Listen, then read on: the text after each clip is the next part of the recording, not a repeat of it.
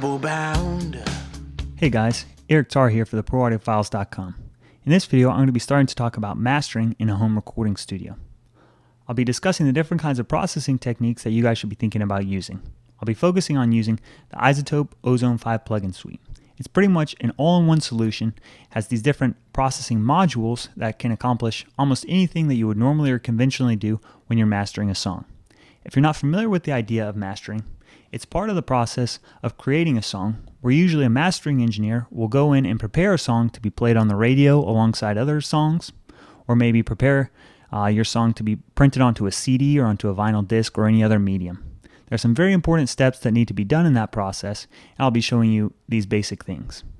Before I go any further, I should say that if you have the resources, if you have the time and money, nothing beats sending your completed mix off to a professional mastering engineer that specializes in doing this specific and important task. Now, sometimes you just don't have the time and the money, and if you're someone that's comfortable with the idea of doing your own tracking, or you're comfortable with the idea of doing your own mixing, there's nothing to fear about doing your own mastering. So hopefully what I'll be able to demonstrate is some very basic and advanced techniques that everyone can do in their home studio, and you can get up to speed on how you could do mastering on your own. Eventually, I'll be discussing each one of these individual modules inside of the iZotope Ozone 5 plugin. I'll talk about their basic functions and controls and their purpose, and I'll be showing you how I like to apply them to a mix that I'm working on. So let me go ahead and show you the project that I'll be working with. It's a basic pop, rock, or country song, and it sounds like this.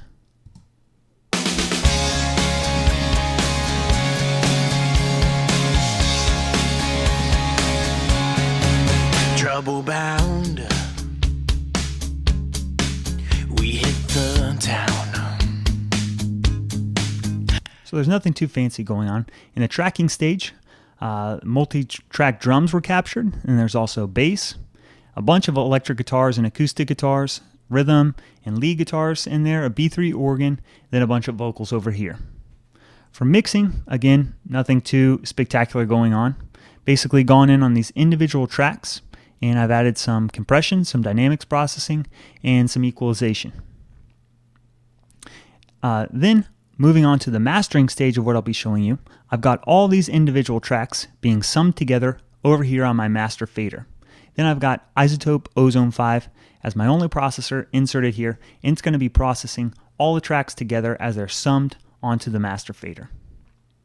I'm not going to be doing anything too dramatic here, and I want to point out, if you are working kind of in the mastering stage, the final polishing steps, and you find that you're doing a lot of major changes to your mix, it's usually a better idea, rather than trying to fix it at the mastering stage or at the master bus, to go back into your mix and make the changes there.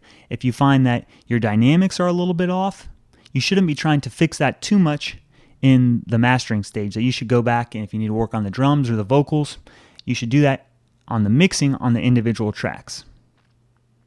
That brings me to another point that I want to make, that there's kind of two different options that you have when you're working in the home studio.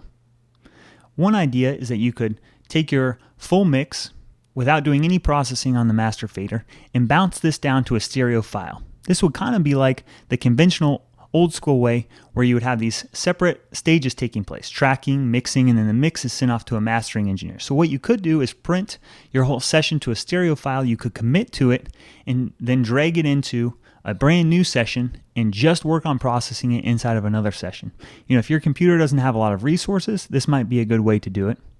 Or if you like the idea of committing to a mix and working with it from there, then you might want to do it that way. But one of the advantages of doing mastering in a home recording studio is, especially if you're working on the mix, is that you can continue to work on the mix in relation to the master. So if you are doing some dynamics processing and decide you need the drums to be half a dB louder or half a dB quieter, or the vocals to be up, you can continue to mix into the master, do spectral changes if you need to make them in your mix rather than having to do them all on the master. So that's a good thing about doing it this way, where I've got the full session over here, all the processing, everything taking place that I still have access to, and then I'm just inserting this plugin here on my master fader to do all those final processing techniques to prepare my song for the radio or CD or onto vinyl. So please stay tuned for the next video, where I'm going to be showing you how to do some spectral shaping using this first equalization module to prepare my mix for all these other remaining processors after that. So stay tuned. I'll catch you guys next time.